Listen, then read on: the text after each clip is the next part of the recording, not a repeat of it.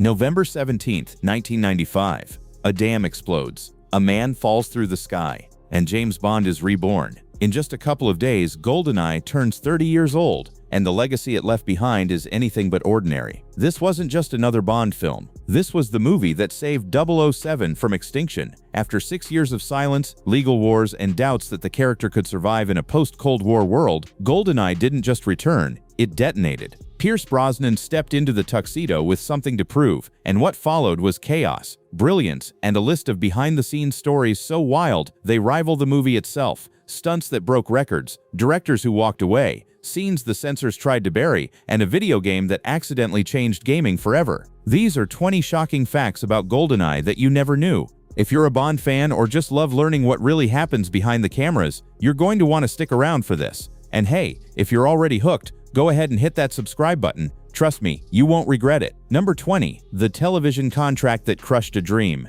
In 1986, Pierce Brosnan thought he had it. The role of James Bond was his. Roger Moore had stepped down, the producers were circling, and Brosnan had just wrapped his run on Remington Steele.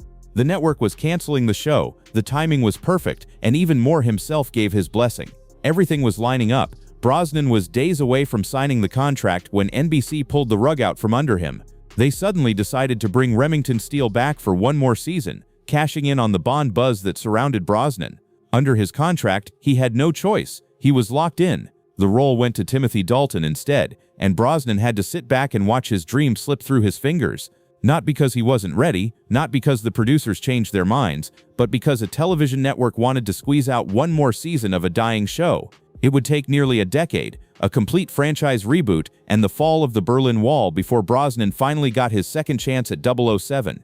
And when that moment came, he made sure not to miss it. But Brosnan's journey to Bond was nothing compared to the insane stunt that would open the film. Number 19. The world record jump that had one take. The opening scene of GoldenEye is one of the most iconic in Bond history. A silent figure stands at the edge of a massive dam, 722 feet above the ground. No music plays, no build-up, just a leap into the void. And here's the part that'll blow your mind. That wasn't CGI. It wasn't a dummy or clever camera tricks. It was a real human being. British stuntman Wayne Michaels volunteered to make the jump for real, and in doing so, he set a world record for the highest bungee stunt ever filmed. The crew had one shot at this, one take, no second chances, no safety net beyond the bungee cord itself. When Michaels jumped, he missed the planned landing mark by mere inches. One wrong angle, one miscalculation, and Bond wouldn't have gracefully landed on that platform. He would have slammed into the concrete wall of the dam. The shot worked, barely, but it changed what audiences expected from action openings forever. It set the tone for a Bond film that was willing to take risks, push boundaries, and deliver something genuinely dangerous. Speaking of dangerous, the film itself was almost too dangerous for theaters. Number 18. Rejected 11 times by the censors. GoldenEye doesn't seem like the most violent Bond film by today's standards, but back in 1995, the MPAA saw it very differently. They rejected the film 11 times before finally approving it for theaters. Each version had to be trimmed, adjusted, and resubmitted. The censors flagged the cold-blooded executions, the lingering shots of corpses, and especially the scenes involving Xenia Onatopp. Her kills walked a razor-thin line between seduction and sadism, and the MPAA wasn't comfortable with how far the film was willing to go. One scene in particular, where she strangles a man to death with her thighs while another man watches helplessly, was almost cut entirely. Director Martin Campbell and his editing team fought to keep the edge sharp without losing the PG-13 rating. It became a game of inches. A splash of blood removed here, a sound effect softened there, one fewer beat before a body hits the ground. Frame by frame, they negotiated with the censors until they finally slipped through the approval process. The violence stayed, the tension remained, and Bond entered a new era where danger felt real again. But the danger behind the scenes was just as real, and it nearly killed the franchise before it could return. Number 17. 6 years of legal hell that almost ended Bond. Before GoldenEye could explode onto screens, it had to survive a battle that had nothing to do with villains or stunts. After License to Kill in 1989, the Bond franchise went dark. Not because audiences lost interest, but because the studios went to war. Legal battles over control of the franchise locked everything down. Scripts stalled. Timothy Dalton waited for years to return, but eventually walked away. By 1993, James Bond had vanished. No production, no plans, no hope. Just lawsuits, silence, and a character that seemed destined to fade into history. When the legal smoke finally cleared and Pierce Brosnan signed on, GoldenEye wasn't just a comeback. It was a last-ditch effort to save the entire legacy. If this film failed, there was no plan B. The studio had no fallback, no safety net. Bond would have been finished, but it didn't fail. GoldenEye roared back with a vengeance. Critics praised it, audiences packed theaters, and suddenly 007 was alive again. It didn't just reboot the character, it rescued him from the brink of extinction, and the man who almost directed it would have taken the franchise in a completely different direction. Number 16. John Woo's Bond That Never Happened. Before Martin Campbell got the call, the producers reached out to someone completely unexpected. John Woo, Hong Kong's king of slow-motion gunplay, doves, double pistols, and balletic violence. Woo was flattered by the offer, but he turned it down. He didn't think his operatic action style would fit inside the Bond universe. His films were about stylized chaos, emotional intensity, and choreographed shootouts that felt more like dances than fights. Bond, in his mind, was something different, something more grounded. Years later, after seeing the gritty modern direction GoldenEye took, Woo admitted he regretted the decision. If he'd said yes, we might have gotten Bond sliding across tables with two guns blazing, Matrix-style action years before The Matrix existed, and a franchise that went in a radically different direction. Instead, Campbell brought a more grounded intensity, and the Bond we got was darker, faster, and more emotionally complex than ever before. But even in the version we got, not everything you see on screen is what it seems. Number 15. The hands that weren't Pierce Brosnan's. There's a quick moment in GoldenEye that flies by so fast you'd never notice it. Bond is holding a watch. His fingers move across it. The camera holds just long enough for the detail to register. But those aren't Pierce Brosnan's hands. They belong to his son, Sean. The lighting on set was tricky that day, and Brosnan was needed elsewhere for another scene. They needed someone with a similar build and skin tone who could step in without disrupting the shot. Sean was right there, so he stepped up. No lines, no credit, no fanfare. Just a subtle hidden cameo that only the crew knew about at the time. It's a tiny detail, but it's woven into the film forever. A piece of Brosnan's real life embedded into Bond's world. And if you look closely enough, you can see it. A father and son, both part of the legend. But not every casting decision went so smoothly, and one rejection changed the entire villain. Number 14. Alan Rickman's refusal that rewrote the villain. Before Sean Bean became the traitorous Alec Trevelyan, the role was offered to someone else, Alan Rickman. Fresh off his iconic performance as Hans Gruber in Die Hard, Rickman had redefined what a movie villain could be. He had the poise, the danger, the voice that could make every word sound like a threat. The GoldenEye team wanted him badly. They offered him the role, and Rickman said no. He wasn't interested in playing another cold-blooded antagonist so soon after Gruber, not unless the character felt new, personal, and worth his time. So the writers went back to the drawing board. Trevelyan evolved from a traditional villain into something more complex, a former friend, a man who fought beside Bond, who shared the same training, the same scars, the same mission, a traitor who felt betrayed himself. When Sean Bean stepped in, he brought a different energy, less calculating, more bitter, more wounded. Trevelyan wasn't just another bad guy anymore. He was Bond's shadow, his dark reflection, and the rejection that could have derailed the film ended up making it deeper and more unforgettable. And while the villain was being rewritten, the action scenes were being destroyed, literally.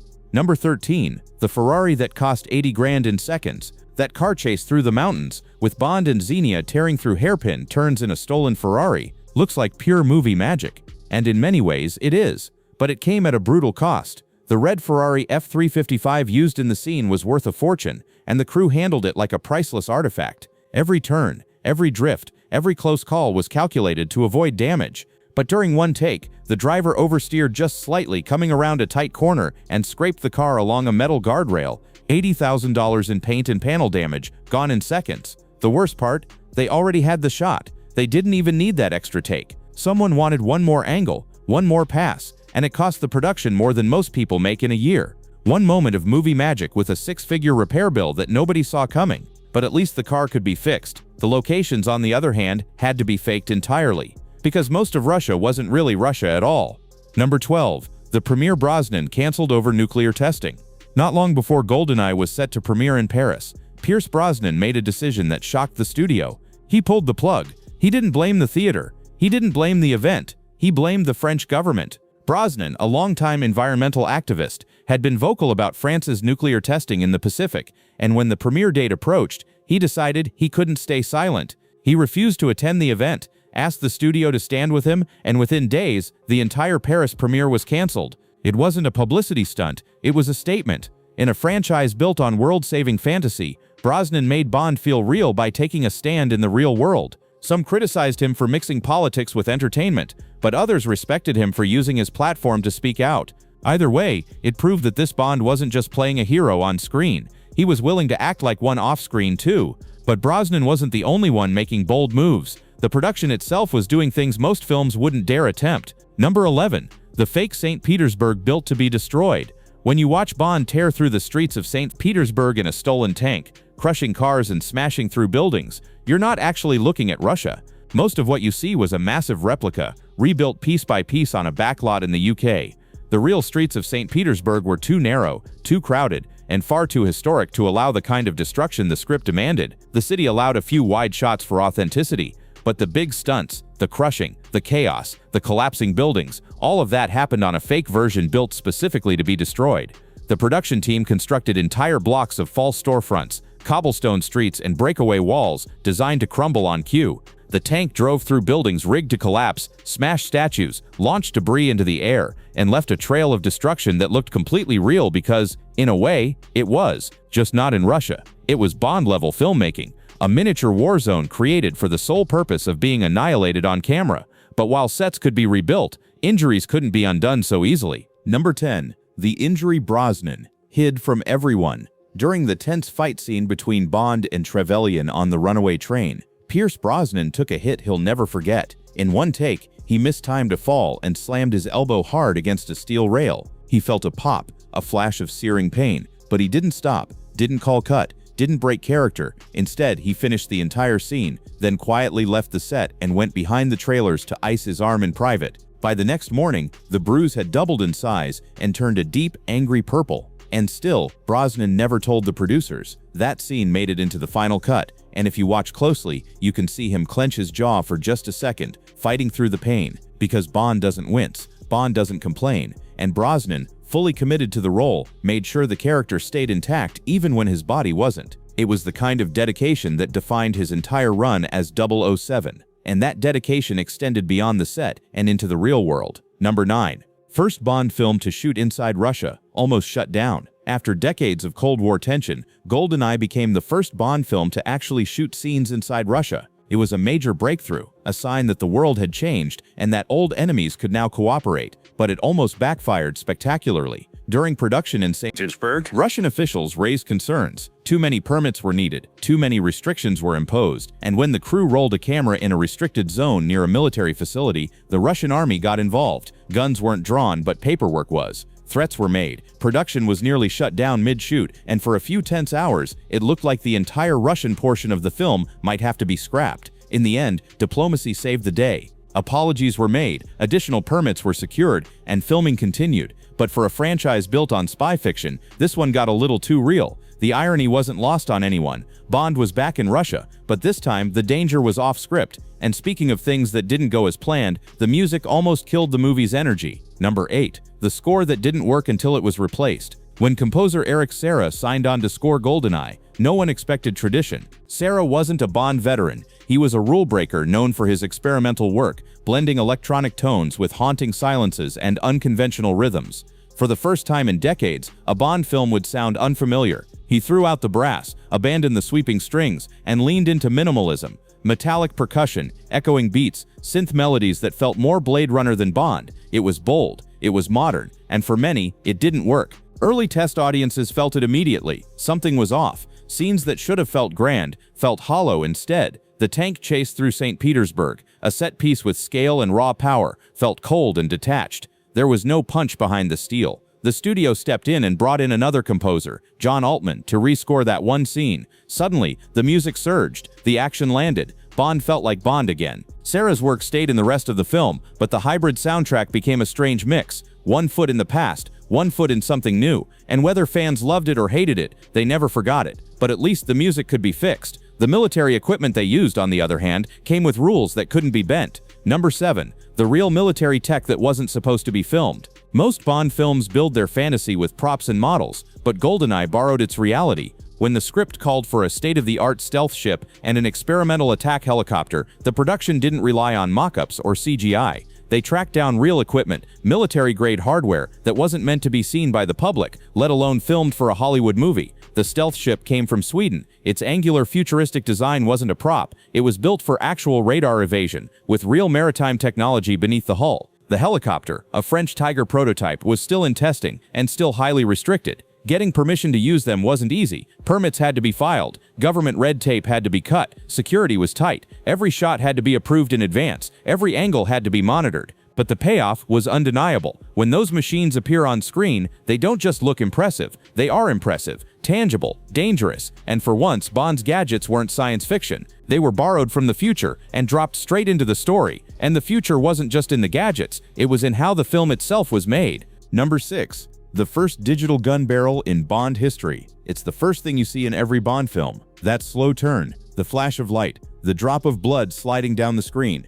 For decades, the gun barrel sequence had been done the same way, filmed practically with real lenses, real lighting, and a physical camera peering down an actual barrel like a sniper's crosshairs. Every actor had stepped into it, each in their own way. But for GoldenEye, the team made a bold decision. They built it digitally using early CGI technology. The entire gun barrel sequence was recreated from scratch, frame by frame, layer by layer. It wasn't just about style, it was about symbolism. Bond was returning after 6 years. A new actor, a new era, a post-Cold War world that didn't need spies the way it used to. And the CGI barrel signaled that change before Brosnan even fired a shot. Not everyone noticed at first, but something felt different. Sleeker, colder, more modern. It was a visual passing of the torch, and from that moment on, the Bond franchise had stepped into the digital age. One frame, and the future opened wide. But the past wasn't forgotten. In fact, it was woven into the very soul of the film. Number 5. The theme song. Written at Ian Fleming's estate. It didn't start in a recording studio. It started where Bond was born.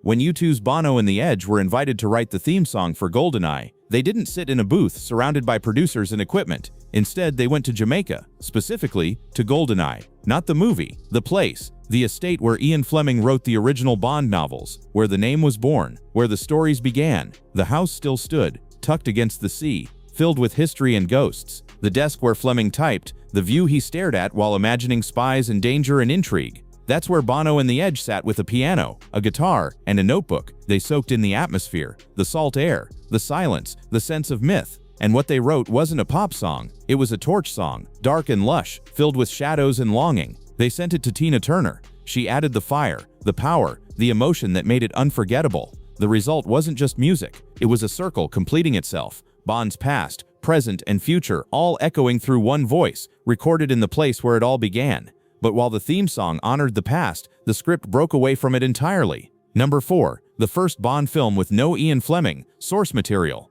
Every Bond film before GoldenEye had some connection to Ian Fleming's original work. Whether it was a novel, a short story, or even just a character name, there was always a thread back to the source. But GoldenEye changed that. For the first time in the franchise's history, the story was completely original. No Fleming novel to adapt, no existing plot to follow, just a blank page and a challenge to prove that Bond could exist without his creator's blueprint. Some fans worried, could Bond survive without Fleming's foundation? Could a completely new story capture the same magic? The answer came fast. GoldenEye proved that Bond wasn't just a collection of stories. He was an idea, a character who could evolve, adapt, and thrive in new hands. The film honored Fleming's legacy while stepping boldly into uncharted territory, and in doing so, it proved that 007 was bigger than any one writer. The legend had outgrown its origins, and it was almost a very different legend, with a very different Bond in the lead role. Number 3. Timothy Dalton's script that became Brosnan's comeback. Before Pierce Brosnan ever put on the tuxedo for GoldenEye, Timothy Dalton was still Bond.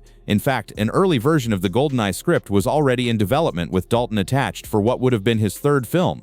But delays piled up, the legal battles stalled production for years, and Dalton, worn out by the weight of the role and unsure of the franchise's direction, quietly stepped away. It wasn't a dramatic exit, no headlines, no speeches. Just a man who knew the role had changed, and maybe he had too. The result was a clean slate, and for Brosnan that meant more than just a casting break. It meant a torch was being passed, not just in the story but in real life. One Bond closed the door, another walked through it, and what Brosnan walked into was a film that had the potential to either save or destroy the entire franchise. The pressure was immense, the stakes were existential, and when the film finally hit theaters, it didn't just succeed, it exploded. Number 2. The $350 million resurrection. GoldenEye wasn't just a comeback, it was a shockwave. After a 6-year hiatus, critics weren't sure if Bond could still connect. The Cold War was over, The Berlin Wall had fallen, espionage felt like a relic, and 007 felt dated. When GoldenEye hit theaters, expectations were cautious at best, but the film didn't just meet them, it shattered them. GoldenEye pulled in over $350 million worldwide, outpacing nearly every Bond title since Moonraker. It revived a franchise many thought had stalled, and redefined what Bond could be in the 1990s. It wasn't just about gadgets and glamour anymore, it was about relevance, energy, rebirth, and that gun barrel had never looked sharper. Bond was back, and the world noticed. But there's one more legacy GoldenEye left behind, and it didn't happen on the big screen. Number 1. The video game that changed everything. It was supposed to be a forgotten tie-in, just another movie game, rushed out to capitalize on the film's success and then quickly discarded. But GoldenEye 007 for the Nintendo 64 did something no one expected. It redefined first-person shooters. Built by a small team of mostly rookie developers, many of whom had never made a video game before, GoldenEye 007 introduced mechanics that became the gold standard: stealth systems, mission objectives, realistic weapon reloads, and the now legendary split-screen multiplayer mode that turned living rooms into battlegrounds. It sold over 8 million copies. It became a dorm room phenomenon, a cultural touchstone, and it proved that movie games could be more than cheap cash grabs. For an entire generation, Bond wasn't just a spy on screen, he was the character you played after school, golden gun in hand, bragging rights on the line. And that legacy is still alive today. The game outlasted the film's theatrical run, outlasted the console it was built for, and became a legend in its own right. GoldenEye the movie saved Bond. GoldenEye the game changed gaming forever. GoldenEye came at a time when Bond's future felt uncertain. The Cold War was over, the old enemies were gone, and for a moment it seemed like 007 might be too. But then this film rewired everything. It didn't just update Bond, it reminded the world why he mattered. Brosnan brought elegance, danger, and something quieter underneath, the weight of a man who's seen too much and keeps going anyway. The action thrilled, the villain haunted, and the legacy started all over again. 30 years later, it's not just the explosions we remember, it's the feeling, the return, the moment Bond stepped out of the shadows and reminded us who he really was. If GoldenEye meant something to you, go ahead and hit that like button. Drop a comment telling us what scene still lives in your memory, and subscribe so you don't miss more deep dives like this. Thanks for watching, and always remember, this wasn't just the next chapter in Bond's story, it was the chapter that made sure there would be more chapters to come.